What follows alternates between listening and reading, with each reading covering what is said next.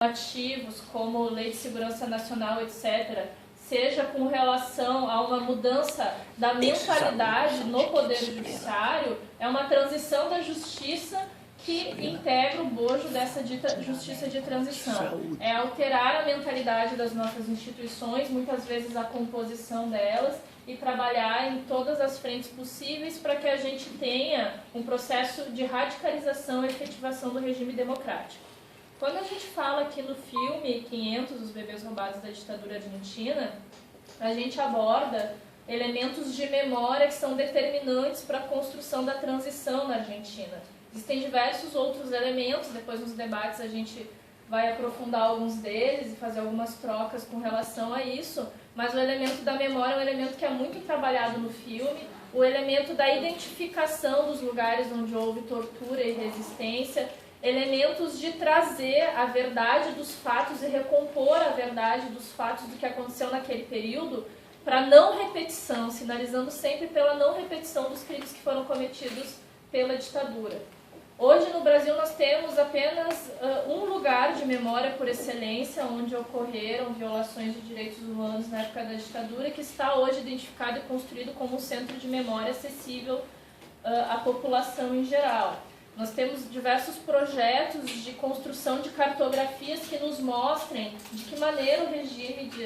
funcionou, de que maneira foram engendradas estruturas, de que maneira a coerção se efetivava diante da sociedade, mas nós estamos muito longe de chegar onde a Argentina já está hoje, seja com relação aos julgamentos de quem cometeu o crime em nome da ditadura, na época do regime autoritário, seja com relação ao fato da memória ser viva na cidade, seja com relação ao avanço dos movimentos como as madres, que conseguiram recuperar identidades, recuperar parte da história, recuperar bebês que foram sequestrados e a recomposição mesmo do que aconteceu com muitas pessoas que foram desaparecidas durante o regime. Esse processo é um processo em muitas medidas exemplar para a gente, que recém teve uma Comissão Nacional da Verdade, e vale contextualizar que essa Comissão Nacional da Verdade está vinculada a uma condenação do Brasil na Corte Interamericana de Direitos Humanos, em razão do julgamento do caso Araguaia,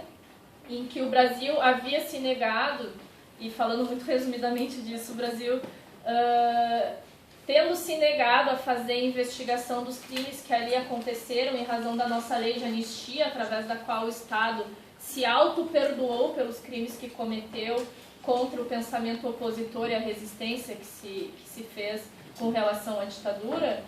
Então, diante da Corte Interamericana, foi dito para o Brasil, pelos juízes dessa corte, que a lei de anistia não pode servir como um manto de impunidade para os crimes que aconteceram naquele período. De um lado, porque não se pode falar em prescrição, são crimes imprescritíveis, não chega a um determinado tempo em que a gente juridicamente não pode mais discutir esse crime. E de outro lado, porque o Brasil é signatário do Pacto de São José da Costa Rica, os tratados internacionais os quais a gente subscreve, eles têm a mesma força que a Constituição Federal tem no nosso país, e tem então o elemento que é corroborado na esfera internacional de que não existe autoanistia, que é a figura do Estado se perdoando pelos crimes que cometeu durante o regime, o próprio Estado dizendo que não vai apurar as responsabilidades dos seus agentes que cometeram crimes durante determinado período de autoritarismo, enfim. Então, é importante o elemento de que houve uma condenação, de que o Brasil segue condenado na Corte Interamericana de Direitos Humanos e que a construção da Comissão Nacional da Verdade, ela vem também como parte do cumprimento de uma série de determinações, depois a gente pode aprofundar quais seriam essas determinações, mas que estamos num passo agora,